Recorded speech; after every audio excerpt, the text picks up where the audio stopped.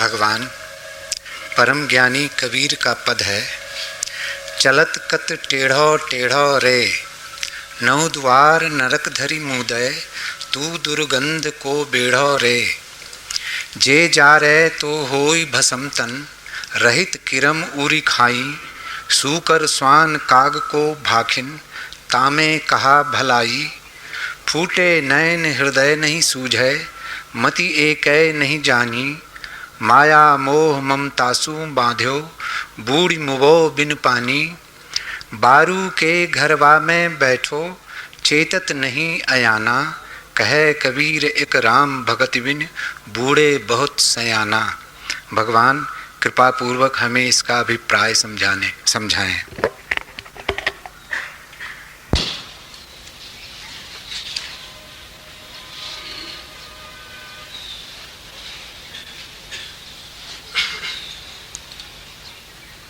मन की चाल समझ ली तो सब समझ लिया,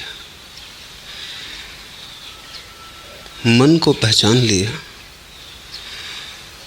तो कुछ और पहचानने को बचता नहीं। मन की चाल के समझते ही चेतना अपने में लीन हो जाती। जब तक नहीं समझा है तभी तक मन का अनुसरण चलता है। मन के पीछे चलता है आदमी, यही मान के कि मन गुरु है, जो कहता है ठीक कहता है, जो बताता है ठीक बताता है। एक बार अपने मन पर संदेह आ जाए तो जीवन में क्रांति की शुरुआत हो जाती। और मज़ा यही है कि मन सभी पर संदेह करता है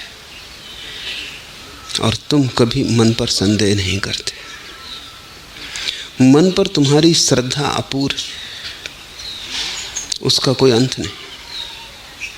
और मन रोज तुम्हें गड्ढे में डाले तो भी श्रद्धा नहीं टूटती। मेरे पास लोग आते हैं, वे कहते हैं लोगों की श्रद्धा उठ गई। मैं उनसे कहता हूं कि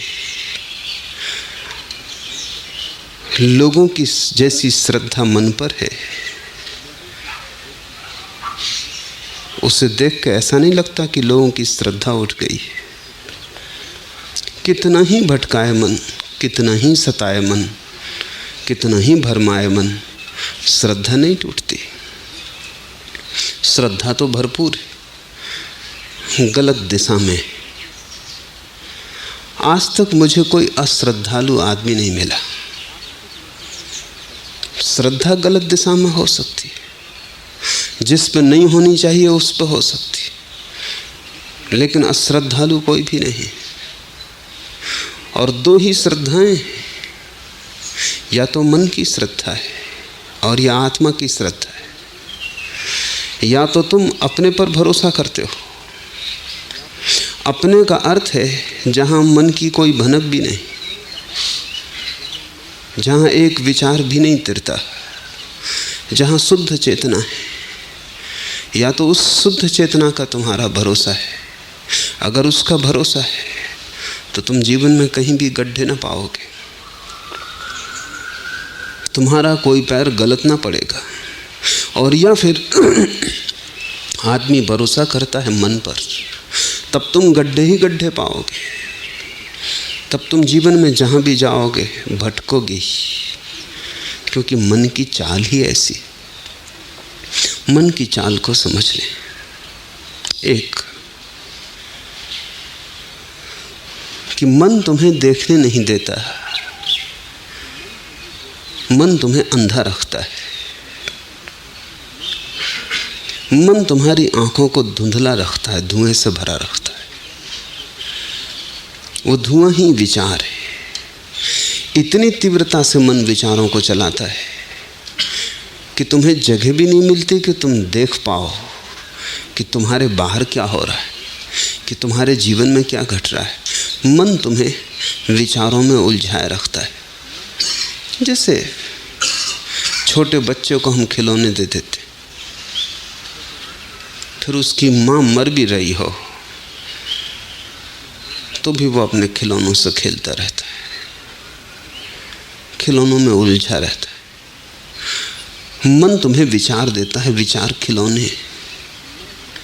खिलौनों में भी थोड़ा बहुत सत्य है, विचारों में उतना भी नहीं। लेकिन एक खिलौनों से तुम चुक भी नहीं पाते कि मन तत्क्षण दूसरा निर्मित कर देता है। इसके पहले कि तुम जाग के देख पाओ, मन तुम्हें नया खिलौना दे देता है। पुराने से तुम उब जाते हो तो मन नई उलझनें सुझा देता है। एक उपद्रव बंद भी नहीं हो पाया कि मन 10 उपद्रवों में रस जगा देता है। और ये इतनी तीव्रता से होता है कि दोनों घटनाओं के बीच खिड़की बनाने लायक भी जगह नहीं मिलती जहां से तुम देख लो कि जिंदगी में हो क्या रहा है।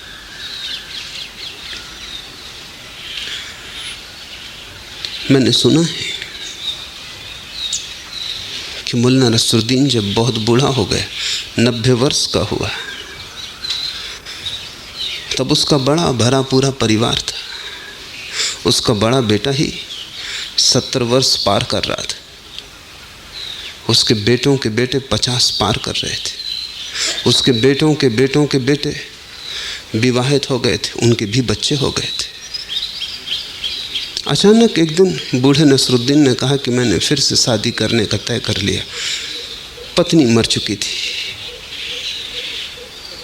पहले तो लड़कों ने मजाक समझी, हंसे कि अब इस बुढ़ापे में हम भी बूढ़े हो गए, अब शादी। पिताजी मजाक कर रहे होंगे। लेकिन नसरुद्दीन ने जब बार बार दोहराया तो उन्होंने गंभीरता से बात ली।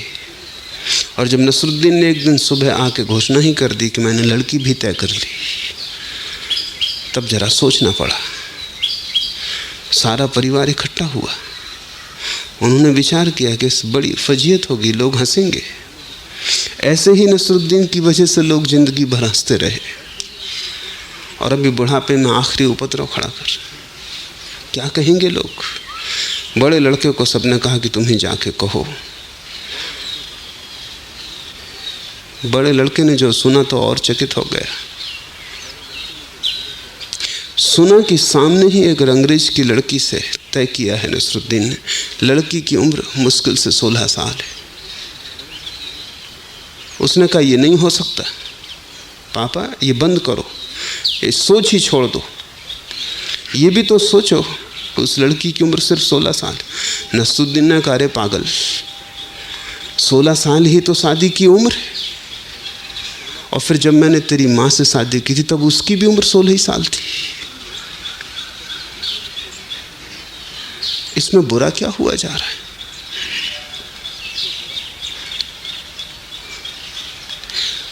मन तर्क दे रहा है। मन पीछे लौट के नहीं देखता। मन अपनी तरफ नहीं देखता। मन सिर्फ दूसरे की तरफ देखता है। लड़के बहुत परेशान हुए और बड़े बूढ़ों से सलाह ली। डॉक्टर से भी पूछा। डॉक्टर ने कहा ये बहुत खतरनाक है, इस उम्र में शादी जीवन के लिए खतरा हो सकती है। फिर बेटे को समझा बुझा के भेजा। बेटे ने कहा कि हम सब सलाह बस मशवरा किए, डॉक्टर कहता है जीवन के लिए खतरा हो सकता है, जीवन को दांव पर मत लगाओ। नसरुद्दीन ने कहा अरे पागल, अगर ये लड़की मर भी गई तो कोई लड़कियों की कमी, दूसरी लड़की खोज लेंगे। मन कभी पीछे की तरफ देखता नहीं, अपनी तरफ नहीं देखता। मन सदा दूसरे को, दूसरे में खोजता है सुख, दूसरे पर थोपता है दुख, दूसरे से पाना चाहता है शांति, दूसरे से ही पाता है अशांति। सदा ही नज़र दूसरे पे लगी है, जबकि नज़र अपने पे लगी होनी चाहिए। तो मन के जगत का उपद्रव मूल आधार दूसरे पर दृष्टि है। दूसरे से क्या प्रयोजन है? दूसरा मौलिक नहीं है, मौलिक तो तुम हो। लेकिन मन सदा भरमाता है। अगर तुम दुखी हो तो मन कहता है जरूर कोई तुम्हें दूसरा दुखी कर रहा है, तो तुम किसी न किसी पर दुख थोप देते हो। जब तुम सुखी होते हो तब भी मन कहता है कोई दूसरे के कारण सुख मिल रहा है, तब तुम सुख दूसरे पे थोप देते हो। और मजा यह है कि दुख भी अपने कारण मिलता है, सुख भी अपने कारण मिलता है। नरक भी भीतर है और स्वर्ग भी भीतर। अंततः तुम ही निर्णायक हो, क्योंकि तुम्हारी व्याख्या पर ही निर्भर करेगा कि क्या सुख है और क्या दुख है। चाहो तो सुख दुख जैसा हो जाता है, चाहो तो दुख सुख जैसा हो जाता है। क्षण भर में बदल जाती है बात। दूसरा निर्णायक नहीं, लेकिन मन सदा दूसरे पर मन को अटकाए रखता है। और जन्मों जन्मों से तुम यही कर रहे हो, दूसरे पर थोप रहे हो। फिर तुम स्रोत को नहीं पाते, पा नहीं सकते, क्योंकि जहां से सुख दुख उठते हैं वहां नजर ही नहीं। जहां से सुख दुख उठते हैं अगर वहां नजर हो जाए तो तुम सुख भी छोड़ दोगे और दुख भी छोड़ दोगे। तब जो शेष रह जाता है वही आनंद है। तब जो सुगंध तुम्हें मिलेगी, तब जो सुवास तुम्हारे जीवन को भर देगी, वही मोक्ष है। जब तुम दूसरे पर देखते हो कि दूसरा दुख दे रहा है तो तुम्हारी कोशिश होती है दूसरे को बदलने की। स्वभाव था जो दुख देता है उसको बदलना है ताकि दुख ना मिले। अनंत लोग हैं, तुम उनको बदलने में लगे हो। पति पति को बदल रही है, पति पत्नी को बदल रहा है, बाप बेटे को बदल रहा है, बेटा भी कोशिश में लगा है कि बाप को बदल दे, मित्र मित्र को बदल रहे हैं, सब एक दूसरे को बदलने में लगे। दूसरे को तुम कैसे बदल सकते हो? दूसरा स्वतंत्र है, उसकी अपनी नियति है, दूसरे का अपना आधार है, अपना केंद्र है, दूसरे का अपना स्रोत है जहाँ से उसके मनोभाव उठते। तुम दूसरे को नहीं बदल सकते। तुम अगर किसी को बदल सकते हो तो स्वयं को, लेकिन वहाँ तो नज़र ही नहीं, मन वहाँ देखने ही नहीं देता। जैसे ही कोई व्यक्ति स्वयं को देखता है वो पाता है सुख भी यहीं से उठते, दुख भी यहीं से उठते। न केवल यही, जल्दी ही उसको दिखाई पड़ने लगता है कि हर सुख के साथ उसका दुख जुड़ा है, हर फूल के पास उसका कांटा है और हर दिन के पीछे छिपी उसकी रात है। जैसे जैसे तुम भीतर आते हो वैसे वैसे साफ होने लगता है कि अगर तुमने सुख चुना तो दुख भी चुन लिया। हर सुख का अपना दुख है, हर स्वर्ग के पास उसका नरक है। जरा भी दूर नहीं, संयुक्त है, एक ही द्वार है दोनों का। जैसे ही तुमने सुख को चुना तत्क्षण तुमने दुख को चुन लिया। जैसे एक ही सिक्के के दो पहलू। जिस दिन ये दिखाई पड़ जाता है, पहला अनुभव कि सुख दुख भीतर से उठते हैं, दूसरा अनुभव कि हर सुख और दुख संयुक्त है, तब दुख और सुख में कोई भेद नहीं रह जाता। और जो आदमी जान लेता है कि स्वर्ग और नरक में कोई भी भेद नहीं, वो दोनों को छोड़ देता है। मन कोशिश करता है दुख को छोड़ने की और सुख को बचाने की। ज्ञानी दोनों को छोड़ देता है, क्योंकि दोनों या तो साथ बचते हैं या साथ जाते हैं। तुम सिक्के का एक पहलू बचाओगे, कैसे बचा पाओगे? दूसरा पहलू भी बच जाएगा। ज़्यादा से ज़्यादा इतनी कर सकते हो कि जो पहलू तुम्हें पसंद है उसे ऊपर कर लो, जो पहलू तुम्हें पसंद नहीं उसे नीचे कर दो, लेकिन वहीं छिपा है। हर दिए के तले अंधेरा है और हर सुख के नीचे छिपा दुख है। देर अबेर वो जो नीचे छिपा है प्रकट होगा। और जीवन का एक महत्वपूर्ण नियम है कि अगर तुमने सुख को ऊपर रखा और सुख को भोगा तो सुख चुक जाएगा, और जब सुख चुक जाएगा तो दुख उठना शुरू हो जाएगा। जिसको तुमने भोगा वो चुकेगा, और जिसको नहीं भोगा वो बचा हुआ है, उसको कौन भोगेगा? एक पहलू तुमने खर्च कर लिया, अब दूसरा पहलू बचा है, अब उसे भी भोगना पड़ेगा। ये दूसरी प्रतीति है भीतर जाते यात्री की कि सुख दुख संयुक्त हैं। तो इसका अर्थ हुआ कि सुख दुख है, उनमें जरा भी भेद नहीं। भेद मन की भ्रांति थी, मन की टेढ़ी मेढ़ी चाल के कारण भेद मालूम पड़ता था। सुख दुख दोनों छूट जाते, छोड़ना भी नहीं पड़ता। ये एहसास, ये प्रतीति, ये अनुभव कि दोनों एक है, फिर छोड़ना भी नहीं पड़ता। जैसे अंगारा हाथ में रखा हो, छोड़ना पड़ेगा। समझ में आया कि अंगारा है कि छूट जाएगा। जिससे घर में आग लगी हो तो निकलने के लिए कुछ प्रयास करना पड़ेगा। पता चला कि आग लगी कि तुम बाहर हो जाओगे।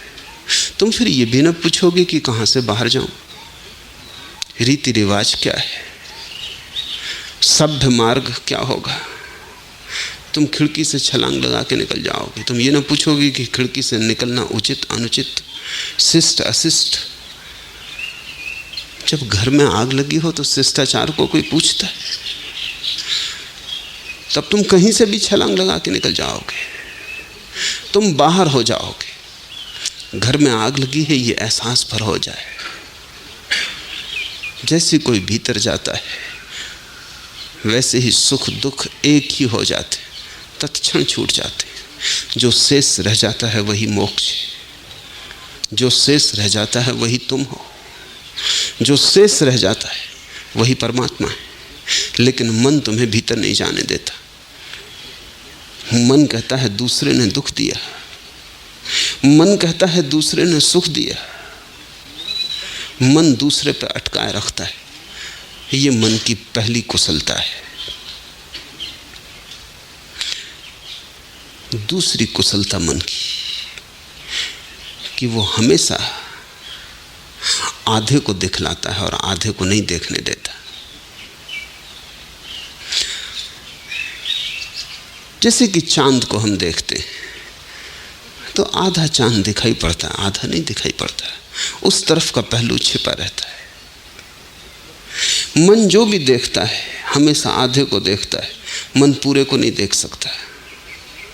चांद तो बड़ी चीज़ है। तुम्हारे हाथ में एक कंकड़ भी रखते हैं, छोटा सा एक रेत का कण रखते हैं, उसको भी तुम पूरा नहीं देख सकते।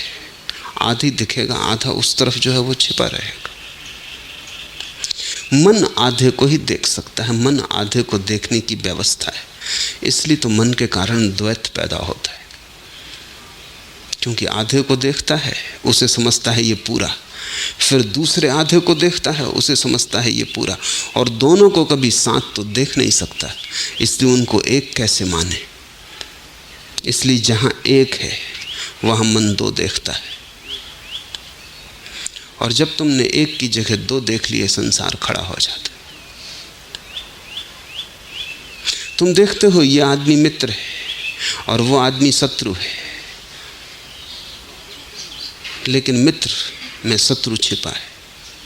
मित्र कभी भी शत्रु हो सकता है और शत्रु में मित्र छिपा है। शत्रु कभी भी मित्र हो सकता है।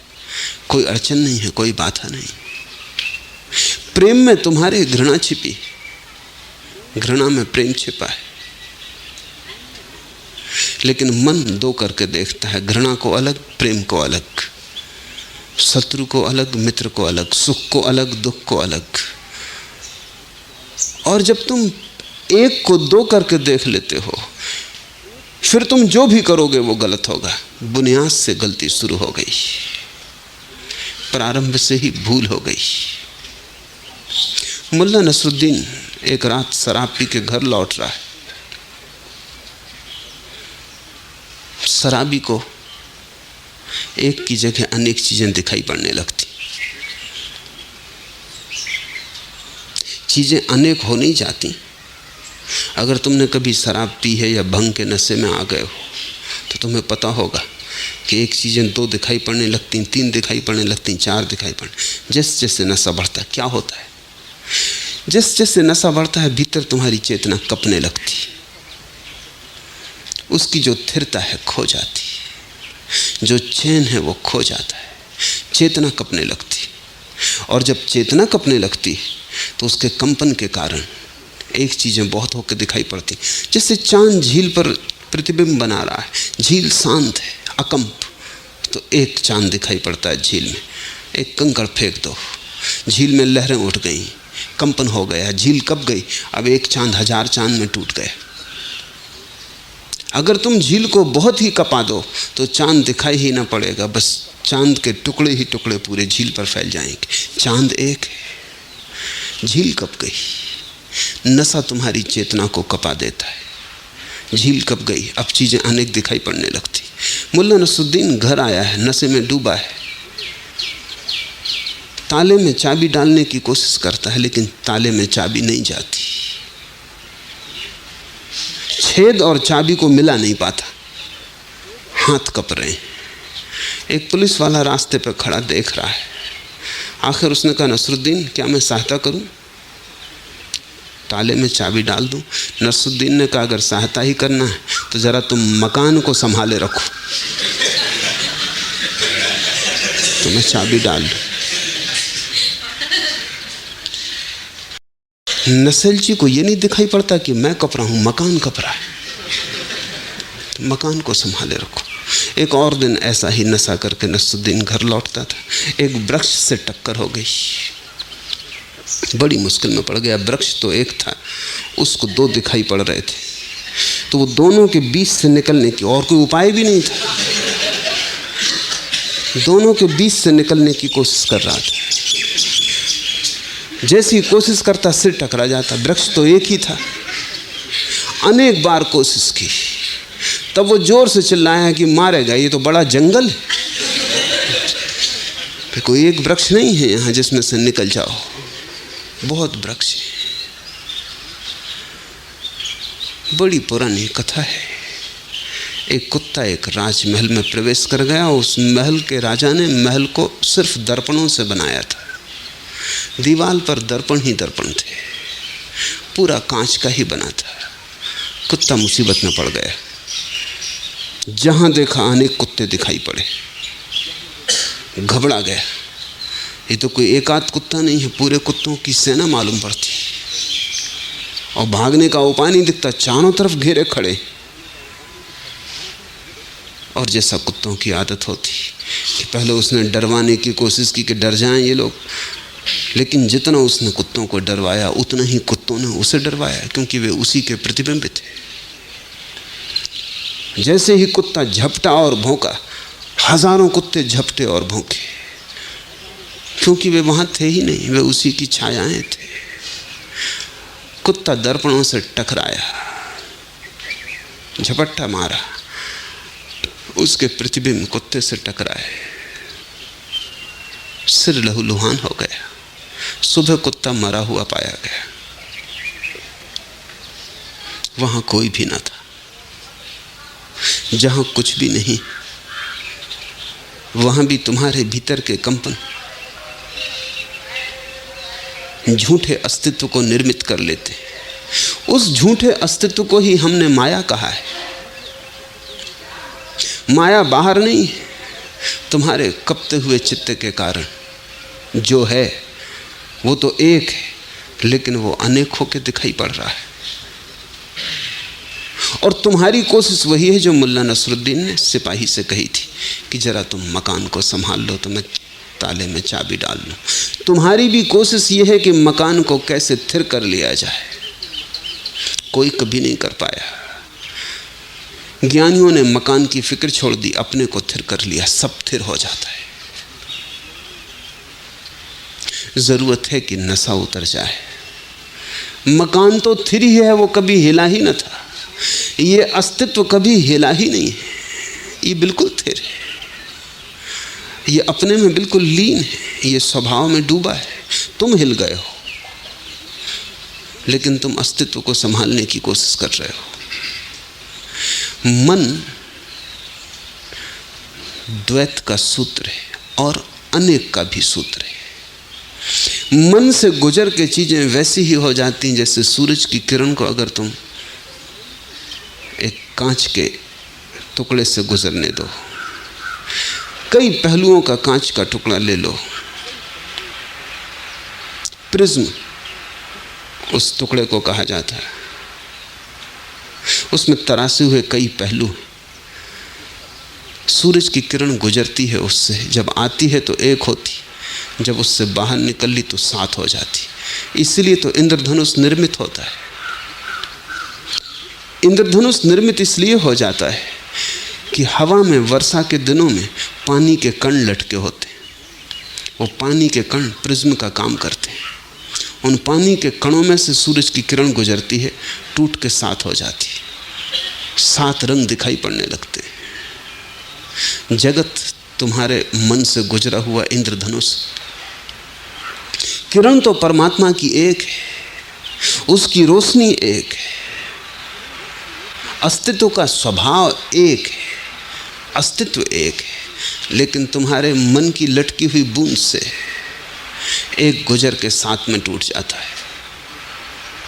सब चीजें खंड खंड हो जाती और मन कहता है यही सत्य है। और मन तुम्हें कभी लौट के नहीं देखना देता जहां से 7 पैदा हुए, जहां 1 से 7 का जन्म हुआ। सारे ध्यान के प्रयोग मन से पीछे लौटने के प्रयोग हैं। मन की तीसरी टेढ़ी चाल है कि मन बड़ा तर्कनिष्ठ है। वो हर चीज के लिए तर्क देता है, और तर्क ऐसी सुगमता से देता है कि तुम्हें भी लगने लगता है कि ठीक ही तो बात है। अस्तित्व तर्क से बहुत बड़ा है, और मन छोटे छोटे तर्क के आंगन बना लेता है, साफ सुथरे, सब ठीक ठीक मालूम पड़ता है। लेकिन आंगन के पार जो अस्तित्व है वो अतर्क है। वो तर्क जैसा नहीं है, वो गणित का कोई प्रयोग नहीं है, वो गणित से ज्यादा काव्य है, काव्य से भी ज्यादा वो रहस्य की अनुभूति है। तो मन कहता है ईश्वर हो ही नहीं सकता, कहाँ है दिखाओ, क्योंकि जो भी है वो दिखाया जा सकता है। और तुम तो कहते हो ईश्वर ही ईश्वर है, वही सब जगह है, तो दिखाओ, मौजूद करो। मन ने एक सवाल उठाया जिसका जवाब तुम न दे पाओगे, क्योंकि ईश्वर दिखाया नहीं जा सकता, वो देखने वाला है। वो बाहर दृश्य की तरह नहीं है, तुम्हारे भीतर दृष्टा की तरह। और मन ने एक सवाल उठाया जो कि बड़ी अड़चन का है। वो कहता दिखा दो। न दिखा पाओगे तो मन हंसेगा और कहेगा मूढ़ हो, ना समझ हो, अज्ञानी हो, अंधविश्वासी हो। जो दिखाया नहीं जा सकता उसको मानते हो। मन कहता है हम तो अनुभव को मानते हैं, और जब तक अनुभव ना हो जाए तब तक हम मानते नहीं। मन ठीक ही कहता लगता है, तर्क में कहीं भी भूल चूक नहीं है। भूल चूक है तो इतनी बुनियादी है कि जब तक तुम मन से थोड़े सरकोगे ना, तुम्हारी समझ में ना आएगी। मन कहता है कि दृश्य की तरह परमात्मा को दिखा दो, लेकिन परमात्मा का स्वभाव दृश्य की तरह नहीं है। परमात्मा का स्वभाव दृष्टा का है, साक्षी का है। परमात्मा चैतन्य है, वस्तु नहीं। चेतना को देखा नहीं जा सकता, चेतना में लीन हुआ जा सकता है। चेतना को गणित से सिद्ध नहीं किया जा सकता है। चेतना को तो रहस्य की एक अनुभूति में अनुभव किया जा सकता है। चेतना को प्रयोगशाला में पकड़ा नहीं जा सकता। अगर पकड़ने की कोशिश की तो तुम खो दोगे। एक जिंदा आदमी को ले जाओ प्रयोगशाला में, अंग अंग काट डालो, हड्डी मिलेगी, मांस मज्जा मिलेगी, चमड़ी मिलेगी, खून मिलेगा, एल्युमिनियम, लोहा, सब धातुएं मिल जाएंगी। बस एक चीज ना मिलेगी, आत्मा।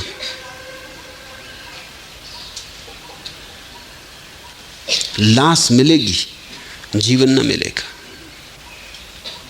क्योंकि तुमने काटा, उसी वक्त जीवन तिरोहित हो जाता है।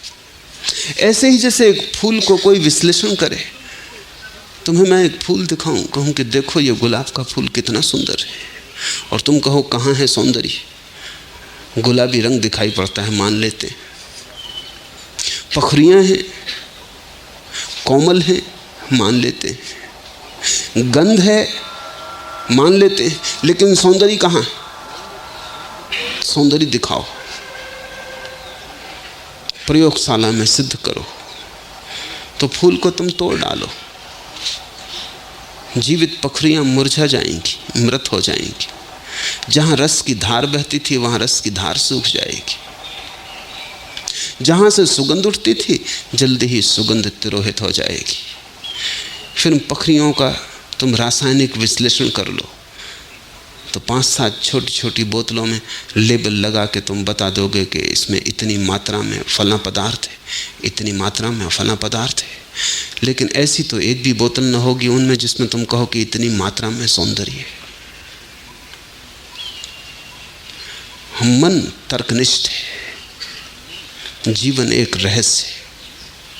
जीवन कोई गणित नहीं, जीवन किसी दुकानदार का हिसाब नहीं। जीवन तो किसी प्रेमी की अनुभूति है, जीवन तो किसी कवि का स्वर है, जीवन तो किसी संगीतज्ञ की लहर है। जीवन सौंदर्य जैसा है, काव्य जैसा है, प्रेम जैसा है। जीवन परम रहस्य है। और मन कहता है गणित। तो मन की चाल बड़ी टेढ़ी मेढ़ी। इसको ख्याल में ले लें, फिर कबीर का ये पद एकदम साफ होने लगेगा। चलत कत टेढ़ो टेढ़ो रे। कबीर कहते हैं, ए मन, टेढ़ा टेढ़ा क्यों चलता है, सीधा क्यों नहीं जाता? और मन बड़ा टेढ़ा टेढ़ा चलता है। तुमने कभी शराबी को चलते देखा? सीधा नहीं चल सकता, टेढ़ा टेढ़ा चलता है। एक पैर इस दिशा में, दूसरा पैर दूसरी दिशा में। इसलिए तो अक्सर वो नाली में गिरा हुआ पाया जाता है। तुम 20 सड़क में शराबी को गिरा हुआ ना पाओगे, नाली में गिरा हुआ पाया जाता। टेढ़ा टेढ़ा चलता है।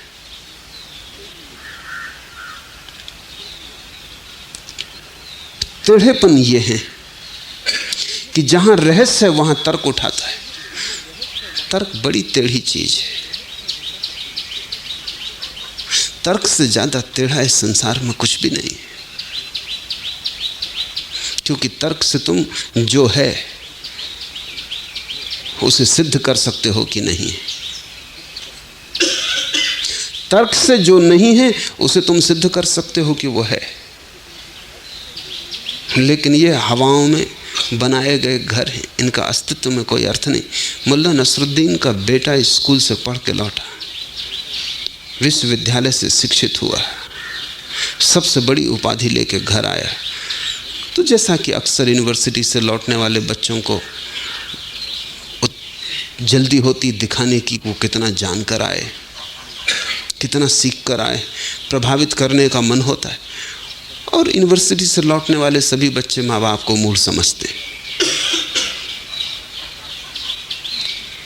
सांझ को खाना खाने बैठे थे। नसरुद्दीन की पत्नी ने लाके 2 अमरूद एक प्लेट में रखे। बेटे ने कहा कि देखें विश्वविद्यालय में कैसी अद्भुत बातें सिखाई जाती हैं, मैं तर्क का स्नातक हूँ। उसने अपनी माँ को कहा कि इसमें प्लेट में कितने अमरूद? उसकी माँ ने कहा 2 हैं। बेटे ने कहा कि मैं सिद्ध कर सकता हूँ तर्क से कि 3 है। माँ उत्सुक हुई। नसरुद्दीन तो बैठा रहा, चुपचाप देखता रहा। माँ उत्सुक हुई, उसने कहा सिद्ध करो।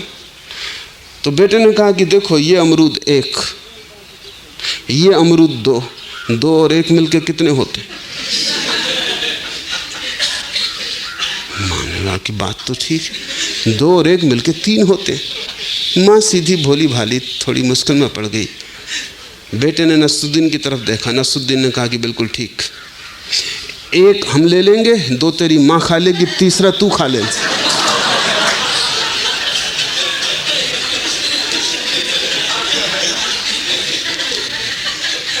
तर्क हवा है,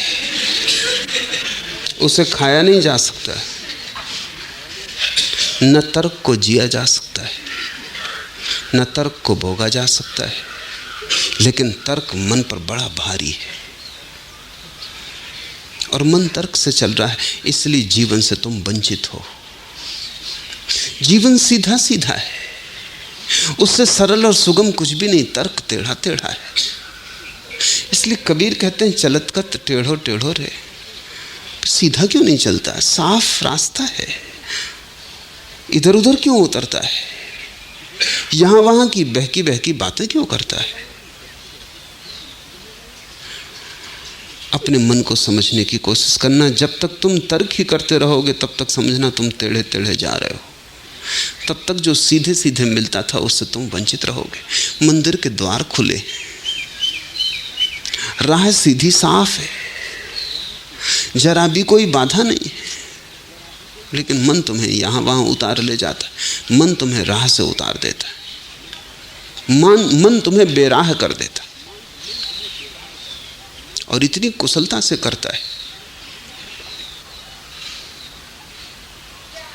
कि तुम्हें कभी ख्याल भी नहीं आ पाता। एक मित्र मेरे पास आए कुछ दिन पहले, कहा कि मन बड़ा अशांत है और शांति अब एकदम आवश्यक है, नहीं तो मैं जी ना सकूंगा। आत्मघात तक का मन होता है। धनी है, सब सुख सुविधा है, राजनीति के बड़े पदों पर रहे। मैंने उनसे पूछा तो फिर प्रार्थना करो। कहने लगे प्रार्थना में मन नहीं लगता। ध्यान करो। कहने लगे ध्यान की बिल्कुल इच्छा नहीं होती, मन अशांत है। लेकिन ध्यान में मन नहीं लगता। मन अशांत है तो भी मन की ही सुने जा रहे हैं। मन आत्महत्या के करीब ले आया है। कहता हूं प्रार्थना करो, कहते हैं चाह नहीं उठती मन में। जो आत्महत्या के करीब ले आया है उस पर भरोसा नहीं छूटता। मन अशांत है, श्रद्धा उसी पर है। जिसने इतनी अशांति दी, मैं कहता हूं इसे छोड़ो, इसकी मानना बंद करो।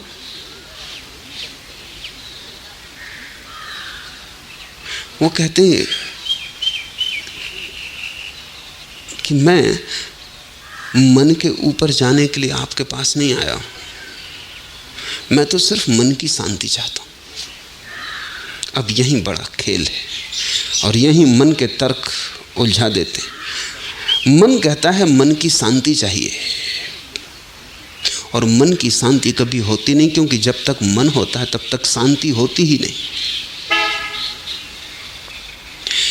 मन ही तो अशांति है, तो मन कभी शांत होने वाला है?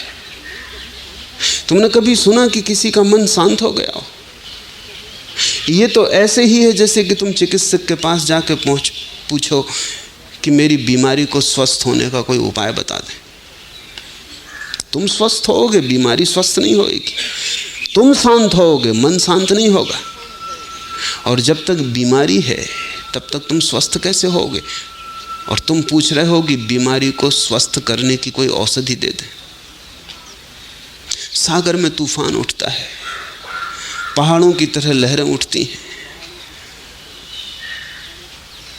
उस क्षण में सागर अशांत है, तूफान है। क्या तुम पूछते हो कि जब सागर शांत हो जाएगा तब क्या होगा? तूफान रहेगा? शांत होकर रहेगा? तूफान नहीं रहेगा। शांति का अर्थ है तूफान का न हो जाना। शांति का अर्थ है मन का न हो जाना। मन तूफान है, मन तुम्हारे भीतर उठी तरंगे, लहरें, मन का ही सारा उपद्रव। और तुम पूछते हो उपद्रव कैसे शांत हो? उपद्रव शांत होने का एक ही उपाय है कि उपद्रव ना हो। वे कहने लगे, आप तो गहरी बातें करने लगे, मैं तो केवल मन की शांति के लिए आया था। मन से गहरे न जाओ तो मन की शांति नहीं हो सकती, क्योंकि मन के गहरे न जाओ तो तुम मन में ही ग्रस्त रहते हो। उससे पीछे हटने का तुम्हारे पास उपाय नहीं है। पीछे हटने का उपाय बताया जाए तो तुम कहते हो मन को भाता नहीं। तुम बीमारी से पूछते हो कि औषधि भाती है या नहीं। बीमारी से पूछोगे तो औषधि भाएगी ही क्यों? समझ लो कि तुम्हें बीमारी है, कोई क्षय रोग हो गया, क्षय रोग के कीटाणु तुम्हें खाए जा रहे हैं। उन कीटाणुओं से पूछो कि औषधि भाती, वो कीटाणु कहेंगे हमारी जान लेना, क्योंकि उन कीटाणुओं के लिए तो औषधि मौत है। उन कीटाणुओं का जीवन तुम्हारी मौत है। विचार कीटाणुओं की तरह, मन एक रोग है, महारोग है। और जब कोई कहता है ध्यान करो तो तुम कहते हो मन को भाता नहीं। इसी मन से पूछते हो और मन तो कहेगा कि नहीं भाता, क्योंकि किसको अपनी मौत भाती? ध्यान मन की मौत है। तो मन तुम्हें ध्यान से बचाएगा। वो 1000 बहाने खोजेगा। वो कहेगा कि इतनी सुबह, इतनी सर्द सुबह कहाँ उठ के जा रहे हो, थोड़ा विश्राम कर लो, रात भर वैसी तो नींद नहीं आई और अब सुबह से ध्यान, वैसी तो थके हो, अब और थक जाओगे, शांत पड़े रहो, कल चले जाना, इतनी जल्दी भी क्या है, कोई जीवन चुका जा रहा है। 1000 बहाने मन खोजता है। कभी कहता है शरीर ठीक नहीं, तबीयत जरा ठीक नहीं, कभी कहता है घर में काम है, कभी कहता है बाजार है, दुकान है। 1000 बहाने खोजता है। ध्यान से बचने की मन पूरी कोशिश करता है, क्योंकि ध्यान सीधा रास्ता है जो मंदिर में ले जाता है, वो यहां वहां ले जाता है। चलत कत टेढ़ो टेढ़ो रे। मन सीधा चल ही नहीं सकता। अगर तुम मेरी बात ठीक से समझो तो मन का अर्थ ही है टेढ़ा टेढ़ा चलना। टेढ़ी चाल का नाम मन है। जैसे ही चाल सीधी हुई कि मन गया। मन सीधी चाल में बचता ही नहीं, इसलिए सरलता से मन भागता है, जटिलता को चुनता है। जितनी जटिल चीज हो उतनी मन को रुचती है, जितनी कठिन चीज हो उतनी मन को रुचती है। हिमालय चढ़ना हो जसता है, परमात्मा में जाना हो नहीं जसता, क्योंकि इतनी सरल घटना है कि वहां कोई चुनौती नहीं, वहां कोई चैलेंज नहीं। कठिन को जीतने में मजा आता मन को, सरल को जीतने का उपाय ही नहीं। सरल को क्या जीतोगे? परमात्मा से लोग वंचित हैं इसलिए नहीं कि वो बहुत कठिन, इसलिए वंचित हैं कि वो बहुत सरल है। इसलिए वंचित नहीं है कि वो बहुत दूर है, इसलिए वंचित है कि वो बहुत पास है। उसमें चुनौती नहीं है। दूर की यात्रा पर तो मन निकल जाता है, पास की यात्रा में यात्रा ही नहीं, जाना कहाँ है। तो जितना तुम्हारा मन किसी चीज में जटिलता पाता है उतना ही रस लेता है, क्योंकि चाल टेढ़ी मेढ़ी करने की सुविधा है। सीधे सीधे में, साफ सुथरे में मन कहता है कुछ रस नहीं, क्या करोगे? बात इतनी साफ सुथरी है, कोई भी पहुंच सकता है, तुम्हारी क्या विशिष्टता? इसलिए तुम्हें कहूं, इसे ठीक से सुनो, समझ लेना। धर्म बड़ी सीधी चीज है, लेकिन मन के कारण पुरोहितों ने धर्म को बहुत जटिल बनाया, क्योंकि जटिल की ही अपील है। तो उल्टी सीधी 1000 चीजें धर्म के नाम से चल रही हैं। उपवास करो, शरीर को सताओ, शीर्षासन करके खड़े रहो, उल्टा सीधा बहुत चल रहा है।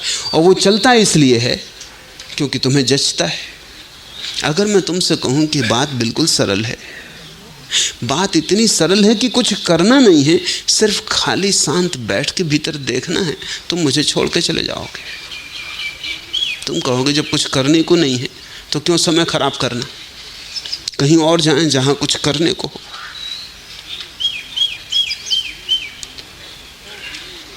100 गुरुओं में 99 जटिलता के कारण जीते।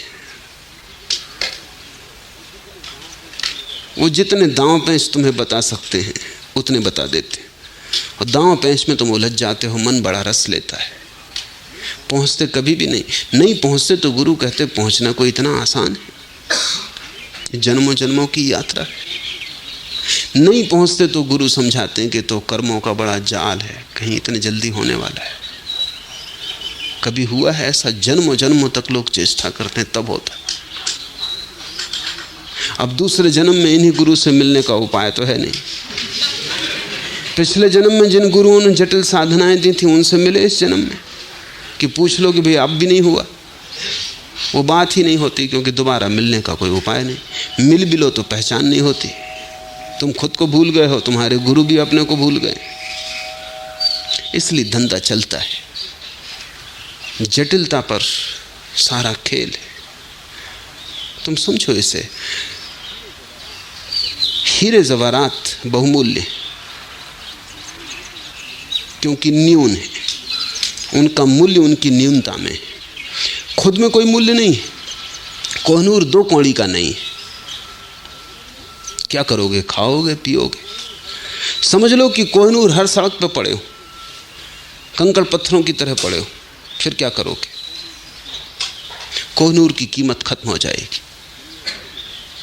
दुनिया भर में हीरे जवाहरात जितने हैं उतने बाजार में लाए नहीं जाते, क्योंकि बाजार में लाने से उनकी कीमत गिर जाएगी। बड़े बड़े भंडार हैं हीरे जवाहरातों के, उनको रोक के रखा जाता है, और धीरे धीरे बहुत कम संख्या में हीरे जवाहरात बाहर निकाले जाते हैं। क्योंकि अगर उनको सारा का सारा निकाल दिया जाए तो उनकी कीमत ही मिट जाए। इसी वक्त उनकी कीमत उनकी न्यूनता में। कोहिनूर एक है इसलिए मूल्यवान है। क्या कारण होगा इसके मूल्य का? इतना ही कि इसको पाना कठिन है। 4 अरब मनुष्य हैं और एक कोहिनूर है, तो 4 अरब प्रतियोगी हैं और एक कोहिनूर है। बड़ा जटिल मामला है। 4 अरब पाने की कोशिश कर रहे हैं और एक कोहिनूर है। बहुत कठिन है। गांव गांव, सड़क सड़क, पहाड़ जंगल, सब जगह कोहिनूर पड़े हों, कौन फिक्र करेगा? और कोई अगर बादशाह रणजीत सिंह या एलिजाबेथ अपने मुकुट में लगाएगी तो लोग हंसेंगे कि इसमें क्या है। कोहिनूर तो गांव गांव पड़े, बच्चे खेल रहे हैं। न्यूनता का मूल्य है, क्योंकि न्यूनता के कारण पाने में जटिलता पैदा हो जाती। कुछ चीजों के मूल्य बाजार में बहुत ज्यादा रखने पड़ते हैं, इसलिए वो बिकती। अगर उनके मूल्य कम कर दिए जाएं तो उनको खरीदार न मिले।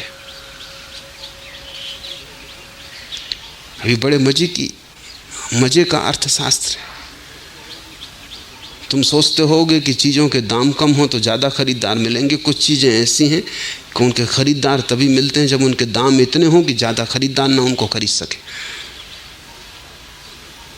रॉल्स रॉयस खरीदनी हो तो कितने खरीदार खरीद सकते हैं?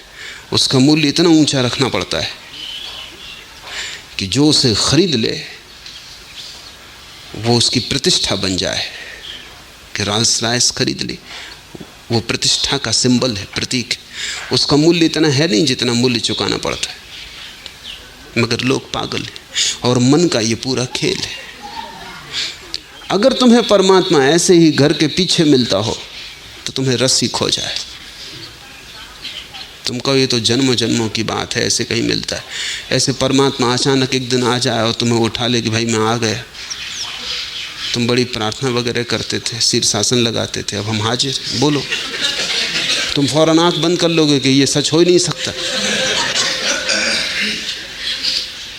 ऐसा हुआ कि मुल्ला नसरुद्दीन ने जाल फेंका और एक मछली पकड़ ली। मछली इतनी बड़ी थी कि कभी सुनी भी नहीं गई थी। सिर्फ मछुओं की कहानियों में कि मछुए एक दूसरे को बताते हैं कि 10 मन की मछली पकड़ ली, मगर कोई मानता नहीं। सब समझते हैं कि गप मार रहा है। और मछुओं से ज़्यादा गपवाज दूसरे नहीं होते, क्योंकि वो मछलियों की कहानियाँ बताते रहते हैं कि इतनी बड़ी मछली पकड़ ली, कि इतनी बड़ी मछली ठहरी हुई थी सागर के तट पर कि हम बैठ के उसकी पीठ पर रोटी पकाए और मछली को पता ना चला। जब तक मछली को पता चला तब तक हमारी रोटी पक गई, भोजन कर चुके, तब वो हिली, इतनी बड़ी थी। एक बड़ी मछली पकड़ ली, भीड़ लग गई।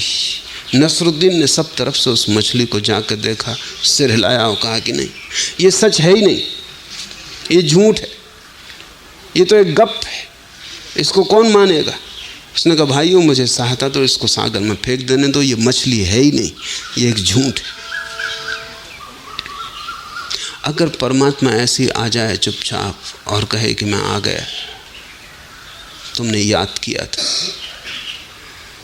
तो तुम भरोसा न करोगे, तुम कहोगे ये एक झूठ है, कोई सपना देख रहा हूं, ये हो ही नहीं सकता।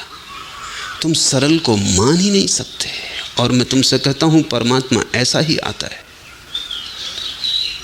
अगर तुम्हारे मन की टेढ़ी मेढ़ी चाल ना हो, अगर तुम सीधे सरल होकर बैठ जाओ, तो परमात्मा ऐसे ही आता है कि उसकी पग ध्वनि भी नहीं सुनाई पड़ती। एक क्षण पहले नहीं था और एक क्षण बाद है। अचानक तुम उससे भर गए हो, उसके मेघ ने तुम्हें घेर लिया है, उसके अमृत की वर्षा होने लगी। तुम कभी ये भी ना समझ पाओगे कि मेरी क्या योग्यता थी और परमात्मा आया, क्योंकि योग्यता की बात तो तर्क की बात है। परमात्मा कुछ किसी योग्यता से थोड़ी मिलता है। तुम कभी समझ ही ना पाओगे कि मेरी पात्रता क्या थी, मैंने क्या किया था जिसकी वजह से परमात्मा मिला, क्योंकि करने से थोड़ी ही परमात्मा मिलता है। वो तुम्हें मिला ही हुआ है, तुम्हारे करने के पहले मिला हुआ है, तुम्हारे होने के पहले मिला हुआ है। तुम उसे खो ही नहीं सकते। मन की टेढ़ी मेढ़ी चाल कि तुम्हें लगता है खो गया, फिर खोज का सवाल उठता है। जिसे कभी खोया नहीं उसे तुम खोजने निकल जाते हो। जिस दिन परमात्मा मिलता है उस दिन प्रसाद रूप अकारण मिला ही हुआ है। तुम जरा बैठो, तुम दौड़ो मत, तुम थोड़े मन को विसर्जित करो, तुम मन की मत सुनो, तुम मन के धुएं से जरा अपने को मुक्त करो और पार ले जाओ। तुम जरा मन की घाटी से हटो, थोड़ा सा फासला मन से, और परमात्मा से सारी दूरी मिट जाती। इसे हम ऐसा कह सकते हैं कि जितना मन के पास हो तुम, उतने परमात्मा से दूर, जितने मन से दूर उतने परमात्मा के पास। बस ऐसा ही सीधा साफ गणित है। जितने मन से दूर उतने परमात्मा के पास। जिस दिन मन नहीं उस दिन तुम परमात्मा हो। परमात्मा को तुमने खोया नहीं है, मन को तुमने पा लिया है, यही तुम्हारी अड़चन है। चलत कत टेढ़ो टेढ़ो रे, नौ द्वार नरक धरी मूंदे, तू दुर्गंध को बेड़ो रे। क्यों इतना तिरछा चलता है और क्यों इतनी अकड़? क्योंकि अकड़ के कारण लोग तिरछे तिरछे चलते। पैसा मिल जाए तो आदमी अकड़ के चलता है, इलेक्शन में जीत जाए तो देखो पैर जमीन पे नहीं पड़ते, तिरछा तिरछा चलता है। कबीर कह रहे हैं कि तेरी अकड़ का कोई कारण समझ में नहीं आता, नाहक ही अकड़ा हुआ है। अगर सच्चाई कहनी है तो अकड़ का तो कोई भी कारण नहीं है। 9 द्वार नरक धरी मूंदे, तेरे ही 9 द्वारों के कारण नरक में गिरेंगे। 9 द्वार हैं, शरीर के 9 छिद्र, आँख, कान, नाक, शरीर के 9 छिद्र, जिनसे मन अपनी वासना को संसार में फैलाता है, जिन द्वारों से मन बाहर जाता है, पदार्थ से चिपटता है, दूसरे को पकड़ता है, परिग्रह बनाता है, लोभ, काम, क्रोध को पैदा करता है। तो कबीर कहते हैं 9 द्वार नरक धरी मूंदे, तेरे ही कारण और तेरे ही द्वारों के कारण नरक का द्वार खुलेगा। अकड़ किस बात की है? क्यों ऐसा तिरछा तिरछा जा रहा है? तू दुर्गंध को बेड़ो रे, और मैंने तुझसे कभी कोई सुगंध उठते देखी नहीं, सिवाय दुर्गंध के तुझसे कभी कुछ उठा नहीं। तू दुर्गंध का घर है, फिर भी अकड़ा फिर रहा है। इसे थोड़ा समझो। अपने ही मन से बात करनी ध्यान का एक बड़ा गहरा प्रयोग है। जब तुम अपने मन से बात करने लगते हो तो फासला हो जाता। जब तुम अपने मन से बात करते हो तो मन वहां, तुम यहां। तुम अपने मन से कहते हो चलत कत टेढ़ो टेढ़ो रे, फासला हो गया। तुम बोलने वाले हो गए, मन सुनने वाला हो गया।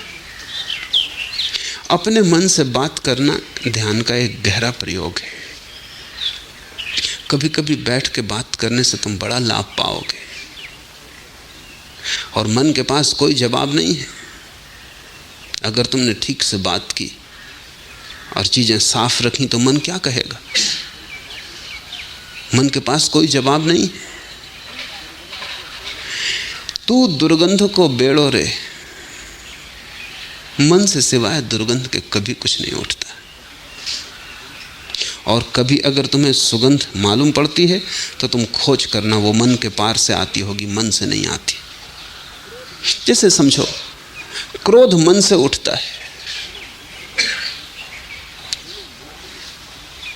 घृणा मन से उठती है, वैमनस्य ईर्षा मन से उठती है, जलन, द्वेष, मत्सर मन से उठता है, सब उपद्रव मन से उठता है। अगर कभी तुम्हें मन से कोई ऐसी चीज भी उठती मालूम पड़ती हो जो दुर्गंध जैसी नहीं है, तो तुम ठीक से खोजना, तुम फौरन पाओगे कि वो मन के पार से आ रही। जो प्रेम मन से उठता है वो तो दुर्गंध भरा ही होता है, वो तो घृणा का ही दूसरा रूप होता है। लेकिन एक ऐसा प्रेम भी है जो मन के पार से उठता है, और उसे तुम पहचान लोगे तत्क्षण, उसकी सुगंध ही और है। जब कभी कोई एक ऐसा प्रेम उठता है जो कुछ भी नहीं मांगता, जो कुछ भी नहीं चाहता, जिसकी कोई अपेक्षा नहीं है, जैसा प्रेम बुद्ध की आंखों में दिखाई पड़े, वो प्रेम मन से नहीं आ रहा, वो मन के पार से आ रहा है। उसमें फिर कोई दुर्गंध नहीं है, उसमें फिर घृणा का कोई पहलू नहीं। तुम बुद्ध के प्रेम को घृणा में नहीं बदल सकते, तुम्हारे प्रेम को घृणा में बदला जा सकता है, तो वो प्रेम मन से आ रहा है। तो क्या हुआ मापदंड? मापदंड ये हुआ कि जो भी चीज अपने से विपरीत में बदली जा सके वो मन से आ रही है, और जो अपने से विपरीत में न बदली जा सके वो मन के पार से आ रही। ये क्राइटेरियन हुआ, ये निकस हुआ, इस पे तुम कस लेना। तुम किसी को प्रेम करते हो, एक स्त्री को प्रेम करते हो, आज सुंदर है, कल बूढ़ी हो जाएगी, फिर भी प्रेम करोगे, ऐसा ही प्रेम करोगे। आज स्वस्थ है, कल बीमार हो जाए, कैंसर ग्रस्त हो जाए, कि कोढ़ आ जाए, सारा शरीर गलने लगे, फिर भी तुम ऐसा ही प्रेम करोगे। सिर्फ सोचो, तत्क्षण तुम जान लोगे कि नहीं कर पाओगे। आज स्त्री प्रसन्न है, तुम्हें पूजती, कल गाली दे, अपमान करे, तब भी ऐसा ही प्रेम करोगे। आज तुम्हारे पीछे छाया की तरह चलती है, तुम्हारे अहंकार को भरती, कल किसी और की तरफ प्रेम की नज़र से देख ले, तब भी तुम ऐसा ही प्रेम करोगे। कल किसी और के पीछे चलने लगे, किसी और की छाया बन जाए, तब भी तुम ऐसा ही प्रेम करोगे। तो तुम्हारा प्रेम सशर्त है, उसमें कंडीशन है, वो लेन देन है। और अगर स्त्री ने किसी और को प्रेम कर लिया तो प्रेम करना दूर, तुम इसकी हत्या कर दोगे, तुम इसे गोली मार दोगे। तुम्हारा प्रेम घृणा में बदल सकता है। जो चीज अपने से विपरीत में बदल जाए, समझना कि मन से आ रही, क्योंकि मन के पास द्वैत है, मन के पार अद्वैत है। अगर तुम्हारा प्रेम घृणा में न बदल सके, अगर तुम समझ लो कि संभव ही नहीं है कि मेरा प्रेम घृणा में बदल जाए, खोजना गौर से। अपने को धोखा देने का कोई सार नहीं है, क्योंकि किसी और को तुम धोखा नहीं दे रहे। तुम्हारी शांति अशांति में बदल सकती है तो समझ लेना मन का ही खेल है। तुम अगर ऐसी शांति को अनुभव करो जो कि कुछ भी न बिगाड़ सकेगा, जिसे कोई विघ्न बाधा न डाल सकेगा, तुम्हारी अशांति ऐसी हो, तुम्हारी शांति ऐसी हो कि उसे अशांति में बदलने का कोई उपाय ना हो सकेगा, चारों तरफ तूफान चलता रहे तो भी तुम्हारी शांति अडिग बनी रहेगी, तो तुम समझ लेना कि कुछ मन के पार से आ रहा है।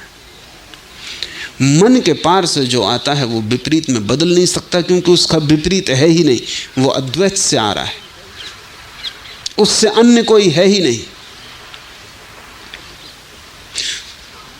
कभी कभी तुम्हें सुगंध की खबर मिल सकती मन से भी, लेकिन वो सुगंध मन की नहीं है। मन से तो दुर्गंध ही उठती है, और जो भी तुम मन से करोगे तुम्हारा जीवन उतना ही दुर्गंध से भरता जाएगा। अगर तुम दुर्गंध से भर गए हो तो चेतो, कब तक मन पर भरोसा किए जाओगे? काफी कर लिया, हर चीज की हद होती है। चलतकत टेढ़ो टेढ़ो रे, नौ द्वार नरक धर मूंदे, तू दुर्गंध को बेड़ो रे। घर है तू दुर्गंध का, 9 द्वार खुलते हैं तो उससे नरक के, और अकड़ के तू चलता है। कुछ समझ में बात आती नहीं। कबीर अपने मन से कहते हैं, जे जारे तो होई भस्म तन, और जब जलाया जाएगा तो शरीर के साथ शरीर भस्म होगा, राख हो जाएगा, तू भी राख हो जाएगा। रहित किरम उही खाई, अगर कोई टुकड़े बच गए शरीर के आग से तो कीड़े मकोड़े खा लेंगे। अकड़ किस बात की है? किस लिए इतना सिर ऊंचा किए चल रहा है? ये पताकाएं किस लिए फहराए जा रही हैं? झंडा उठाने जैसा कुछ भी तो नहीं है। सूकर स्वान काक को भाखिन, छोड़ देगी चेतना, उड़ जाएगा पखेरु। हंस यात्रा पर निकल जाएगा तो तुझे सूअर, कुत्ते, कौए भक्ष बना लेंगे। तामे कहा भलाई, कुछ बात समझ में नहीं आती कि क्यों तू इतना अखड़ा है। फूटे नैन हृदय नहीं सूझे, मति एक ही नहीं जानी। तेरे कारण पाया तो कुछ भी नहीं, खोया बहुत। और बड़ी से बड़ी चीज जो खो दी है मन के कारण, वो है फूटे नैन हृदय नहीं सूझे। मन ने कब्जा कर लिया है इतनी तीव्रता से कि हृदय को बिल्कुल अलग ही तोड़ दिया है। मन की आंख सजग है और हृदय की आंख मन ने बिल्कुल अंधी कर दी, जैसे आंख पर तेजाब डाल दी हो हृदय की। फूटे नैन हृदय नहीं सूझे, जिससे मिला तो कुछ नहीं, पाया तो कुछ नहीं, हृदय के नैन तूने फोड़ डाले। तूने कब्जा कर लिया आंखों पर, तू एक अधिकारी हो गया, मोनोपोलिस्ट। तू कहता हमसे ही देखो, और मन समझाता है कि हृदय अंधा है, देखना है तो हमसे देखो। मन कहता है प्रेम अंधा है, देखना है तो हमसे देखो, नहीं तो भटक जाओगे। और प्रेम एकमात्र आंख है, मन अंधा कहता है। मन तुम्हें हृदय की नहीं सुनने देता। जब तुम सुनते ही नहीं बड़े बड़े लंबे लंबे समय तक, तो धीरे धीरे हृदय की आवाज धीमी धीमी धीमी धीमी पड़ती जाती। और मन का शोरगुल इतना है कि वो आवाज सुनाई नहीं पड़ती। थोड़ा मन विदा हो, तुम्हारी थोड़ी दूरी बढ़े, तो पहली दफे तुम्हें पता चलेगा तुम्हारे भीतर हृदय भी है। और हृदय यानी एक अलग ही लोक, हृदय यानी एक नया ही आयाम, जीवन को जानने पहचानने की एक नई कीमिया। तुम नए ही हो जाओगे जब तुम हृदय से देखोगे। वही चीजें जो तुमने मन से देखी थी, वही चीजें तब तुम हृदय से देखोगे, तुम पाओगे बात ही बदल गई। अगर तुम मन से परमात्मा को देखोगे तो पत्थर से ज़्यादा दिखाई नहीं पड़ेगा। अगर हृदय से तुम पत्थर को देखोगे तो परमात्मा से अन्यथा नहीं दिखाई पड़ेगा। जिन्होंने पत्थर की मूर्तियां बनाई हैं परमात्मा की, उन्होंने बनाई होंगी हृदय से, उन्हें परमात्मा दिखाई पड़ा। तुम भी जाते हो उसी मंदिर में, तुम्हें पत्थर दिखाई पड़ता है। पत्थर की मूर्तियां बनाने का बड़ा राज है। राज यही है कि अगर हृदय की आंख हो तो पत्थर दिखाई पड़ता ही नहीं, पत्थर रूपांतरित हो जाता है। पत्थर एक ऐसे अलौकिक रूप से आविष्ट हो जाता है कि कबीर ने कहा है, महिमा कही न जाए।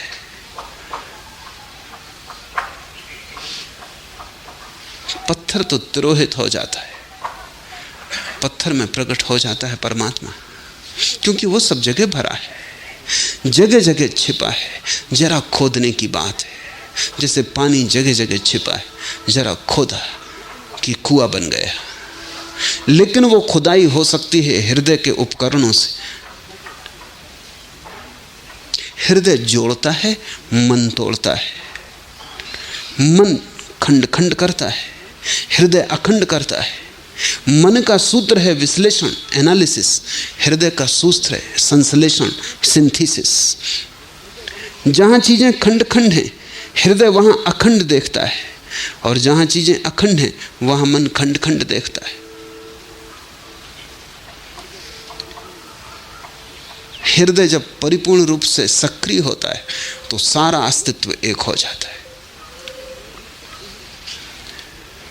कबीर कहते हैं, पाया तो तुझसे कुछ भी नहीं, फूटे नैन हृदय नहीं सूझे। आंख फोड़ दी तूने, दृष्टि मिटा दी तूने, और हृदय की सारी सूझ खो गई। प्रेम के पंख काट डाले तूने, प्रार्थना का उपाय न छोड़ा। यही तेरी उपलब्धि है। मति एक नहीं जानी, और प्रज्ञा की एक किरण तूने नहीं जानी, और न तूने जानने थी। मति का अर्थ है प्रज्ञा, परम ज्ञान, उसकी झलक। मन ने बहुत ज्ञान इकट्ठा कर लिया है, लेकिन उस ज्ञान में मति की जरा भी झलक नहीं है। बहुत जानता है मन, और कुछ भी नहीं जानता। बड़ा संग्रह है ज्ञान का, शास्त्र, शब्द, सिद्धांत, लेकिन प्रतीति का एक कण भी नहीं है। और प्रतीति ही एकमात्र प्रज्ञा है, अपना ही अनुभव एकमात्र ज्ञान है। तो मन तोते की तरह है, रटन लगाए रखता है, दोहराता रहता है, बासा उधार। कबीर कहते हैं, मति एके नहीं जानी। इसके दो अर्थ हो सकते हैं कि मति की एक भी किरण न जानी। इसका एक अर्थ भी हो सकता है कि उस एक के संबंध में कुछ भी न जाना। बहुत के संबंध में जान लिया और एक के संबंध में कुछ भी जाना। और एक ही असली जानना है। उपनिषदों ने कहा है जो उस एक को जान लेता वो सब जान लेता है। मति एके नहीं जानी, माया मोह ममता सु बांध्यो, बूढ़ी मुबो बिन पानी। इतनी ही तेरी कुशलता है कि माया मोह ममता सु बांध्यो, सपनों से बांध दिया तूने, सत्य से तोड़ दिया, मोह से बांध दिया तूने, ममता से बांध दिया, अहंकार से, मैं और मेरा। सपने तूने संजो दिए, झूठा एक जगत निर्मित कर दिया चारों तरफ और एक ऐसी स्थिति बना दी। कहते हैं, कहावत है कि चुल्लू भर पानी में डूब मरो। कहते हैं उस आदमी से जिसको अब कोई बचने की जगह न रही, जिसने ऐसा अपराध किया है जीवन के साथ, जिसने ऐसा पाप किया है जीवन के साथ, क्या वो चेहरा दिखाने योग्य न रहा, तो उससे हम कहते हैं डूब मरो चुल्लू भर पानी में। चुल्लू भर पानी में क्यों? क्योंकि तुम इतने क्षुद्र हो गए कि चुल्लू भर पानी काफी होगा। चुल्लू भर पानी तुम्हारे लिए सागर जैसा होगा, डूब मरो। तुम इतने क्षुद्र हो गए, ये मतलब है। इतने छोटे हो गए तुम कि अब तुम्हें कोई नदी, कोई सरोवर, कोई सागर डूब मरने के लिए नहीं चाहिए। अपनी ही चुल्लू भर पानी में डूब मर सकते हो। कबीर कहते हैं, लेकिन तेरी कृपा से ऐसी स्थिति आ गई कि बूढ़ी मुवो बिन पानी, बिना ही पानी के डूब मरो। चुल्लू भर की भी कोई जरूरत नहीं, पानी की जरूरत ही नहीं है, बस डूब मरो। तूने इतना क्षुद्र बना दिया, तूने इतना छोटा बना दिया, और विराट को, जिसकी कोई सीमा न थी, जिसका कहीं अंत ना आता था, असीम को तूने ऐसी गति में डाल दिया कि अब बिना पानी के मरने की अवस्था है। बूढ़ी मुवो बिन पानी, बारू के घरवा में बैठो। अकड़ किस बात की है तेरी? ये वार्तालाप बड़ा प्यारा है।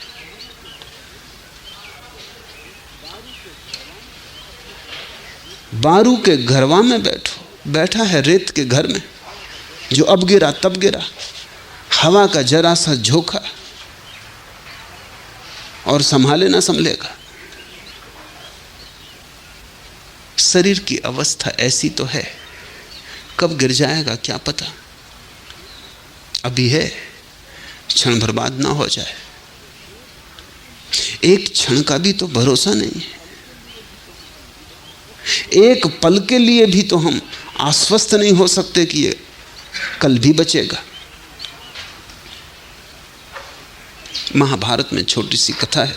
एक भिखारी ने भीख मांगी, युधिष्ठिर कुछ काम में लगे थे, कहा कल आ जाना। भीम पास में बैठा था, उसने उठाया एक ढोल और जोर से बजाया और भागा गांव की तरफ। युधिष्ठिर ने कहा तू ये क्या कर रहा है, क्या हो गया? उसने कहा मैं गांव में खबर कराऊं कि मेरे भाई ने समय को जीत लिया, कल का आश्वासन दिया है। भिखारी से कहा कि कल आ जाना। इसका मतलब कि कल हम यहां रहेंगे, इसका मतलब कि कल तू भी रहेगा। मेरे भाई ने काल को जीत लिया, इतनी बड़ी घटना घट गई तो मैं जरा ढोल पीट के गांव में खबर कराऊं।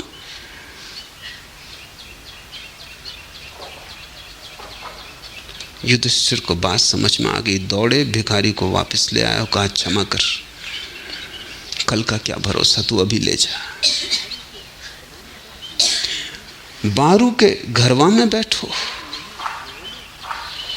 चेतत नहीं आयाना, और अब तक चेतता नहीं। और ऐसा भी नहीं कि कोई पहली दफा बैठा, बहुत बार बैठ चुका बालू के घर में और बहुत बार घर गिर गया, मगर फिर बना लेता है। चेतत नहीं आयाना, अयाना का अर्थ है अब तक, अभी तक, अभी तक चेतता नहीं। कहे कबीर एक राम भगत बिन, बूढ़े बहुत सयाना। और सयाने होने की अकड़ मत कर, क्योंकि एक राम भगत बिन, बूढ़े बहुत सयाना। बड़े बड़े ज्ञानी डूब गए, सिर्फ एक ही सहारा है जो बचाता है, वो है परमात्मा से प्रेम, राम भगति। अकड़ मत रख कि तू बहुत जानता है, ऐसे जानने वाले बहुत डूब मरे। ये बड़ा प्यारा वचन है, बूढ़े बहुत सयाना। मन बड़ा सयाना है, हर चीज में सलाह देने को तैयार है, वहां भी जहां कुछ जानता नहीं। हर बात में गुरु बनने की तैयारी। मन शिष्य नहीं बनना चाहता, गुरु बनने को सदा तैयार है। कूड़ा करकट इकट्ठा कर लेता है यहां वहां से। तुम जरा अपने मन को देखो, जो भी तुम जानते हो वो कहीं ना कहीं से इकट्ठा कर लिया है। सब उधार, सब बासा, सड़ा, जूठन फेंकी लोगों की, उसको इकट्ठा किए बड़े अकड़े और सयाने बने बैठे। ऐसा हुआ कि सूफी फकीर जुन्नैद एक गांव से गुजरता था। बड़ा पंडित था, बड़ा जानकार था, और जानकारों की बड़ी मुसीबत है कि वो जानते हैं तो वो दूसरों को जनाना चाहते हैं कि कोई मिल जाए जिसको सिखा दें। ऐसा हुआ, उस दिन कोई ना मिला। अधार्मिक गांव रहा होगा, कई को पकड़ने की कोशिश की जुन्नैद ने, लेकिन लोगों ने कहा कि अभी जरा दूसरे काम से जा रहे हैं, फिर जब फुर्सत होगी तब आएंगे। या लोग जानते रहे होंगे इस पंडित को। कोई ना मिला तो एक छोटा बच्चा मिल गया। वो एक दिया लिए जा रहा था एक मज़ार पे चढ़ाने को। तो जुन्नैद ने उसको कहा कि सुन बेटे, ये दिया तूने ही जलाया? उस लड़के ने कहा कि निश्चित मैंने ही जलाया। तो तू क्या ये बता सकता है कि ज्योति जब तूने जलाई ना थी तो कहाँ थी, और जब तूने जलाई तो कहाँ से आई, किस दिशा से? उस लड़के ने कहा कि देखो, फूंक मार कर उसने दिया बुझा दिया और कहा कि अब ज्योति कहाँ गई आप ही बता दो। आपके सामने ही गई, तब मैं बता दूंगा कहाँ से आई। जुन्नैद को पहली दफा होश आया कि बड़ी बड़ी ज्ञान की मैं बातें करता हूँ कि संसार कहाँ से आया, किसने बनाया, और ये ज्योति सामने ही मेरे आंखों के लीन हो गई और मैं नहीं बता सकता कहाँ गई। उसने झुक के पैर छुए उस बच्चे के, और जुन्नैद ने लिखा है उसी दिन मैंने पंडित होने का त्याग कर दिया। ज्ञान कचरा है। क्या बकवास मैंने भी लगा रखी। छोटी छोटी बात का पता नहीं, बड़ी की बात कर रहा हूँ। अपना पता नहीं, संसार की बात कर रहा हूँ। खुद की कोई खबर नहीं, खुदा की चर्चा चला रहा हूँ। जुन्नैद उसी दिन परिवर्तित हो गया। जुन्नैद ने कहा अब हम सिखाने नहीं निकलते, अब सीखने निकलते हैं। वो शिष्य हो रहा, वो बड़ा विनम्र आदमी हो गया। उसकी विनम्रता अनूठी थी।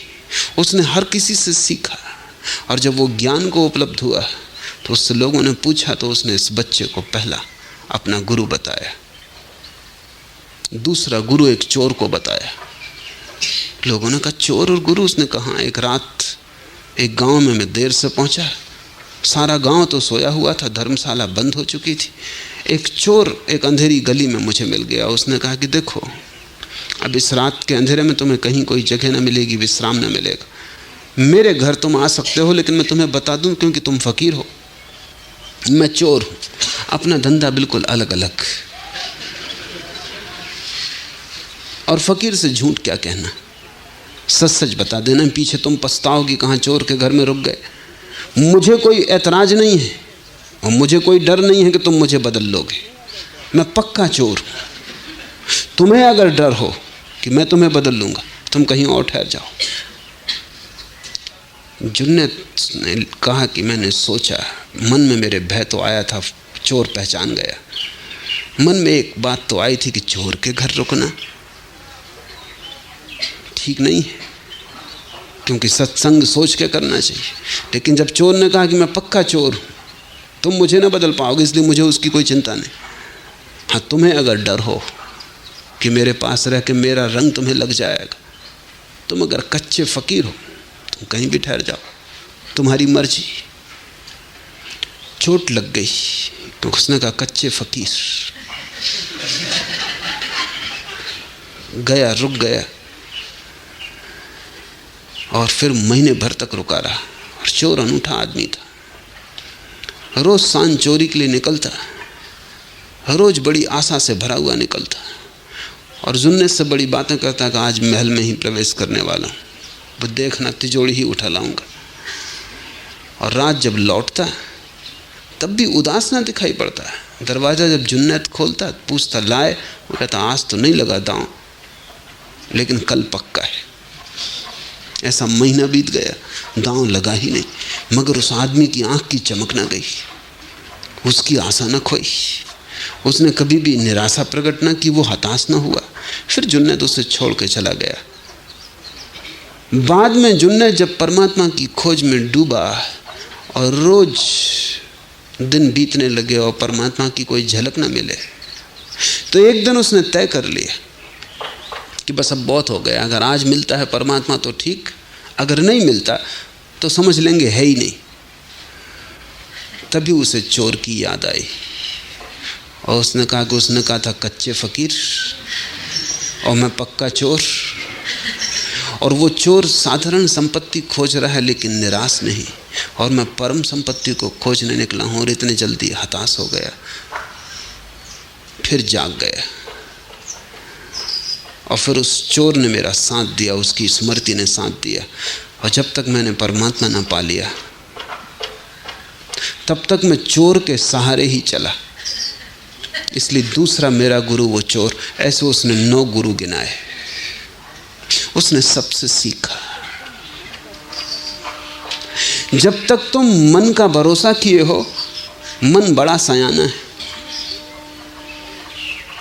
उसे सीखने की जरूरत नहीं, वो सीखा ही हुआ है, वो जानता ही है। और जो जानता ही है उसे जनाना मुश्किल। जो जागा हुआ पड़ा हो और सोने का बहाना कर रहा हो उसे जगाना मुश्किल। जिसको पहले से ही ये भ्रांति हो कि हम जानते हैं, उसको जनाओगे कैसे?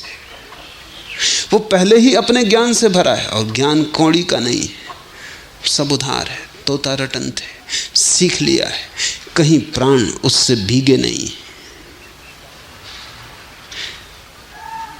बाहर बाहर है ज्ञान, अंतस अछूता रह गया है, भीतर गहन अज्ञान है, अंधेरा है, रोशनी उधार है और बाहर है। रोशनी किसी और की तुम्हारी रोशनी नहीं हो सकती, दिया किसी और का तुम्हारे काम नहीं पड़ सकता। बुद्ध ने अंतिम क्षणों में कहा है अप दीपो भव, अपने दिए हो जाओ। कब तक शास्त्रों के दिए लिए फिरोगे? वो तो बुझे दिए। शब्दों के दिए कब तक काम आएंगे? कहे कबीर एक राम भगत बिन बूढ़े बहुत सयाना, कहते हैं चलत कत टेढ़ो टेढ़ो रे। और तेरे जैसे बहुत ज्ञानी डूब गए। अकड़ मत, ये झंडा मत उठा, तिरछा तिरछा मत चल, तेरे सयानेपन में कुछ सार नहीं है, बचे तो केवल वे। कहे कबीर एक राम भगति बिन बूढ़े बहुत सयाना, बचे तो केवल वे जिन्होंने राम का सहारा ले लिया। राम के सहारे का अर्थ है जिन्होंने एक का सहारा ले लिया, और वो एक तुम्हारे भीतर छिपा है। जिन्होंने विचारों से दृष्टि हटा ली और चैतन्य की तरफ उन्मुख हो गए, जो स्रोत की तरफ लौट गए, जो गंगोत्री में पहुंच गए, जहां से सब आया है, जहां से सब फैलाव हुआ है, जो उस मूल उद्गम पर पहुंच गए, और वो उद्गम तुम्हारे भीतर है। कस्तूरी कुंडल बसे। आज इतना ही।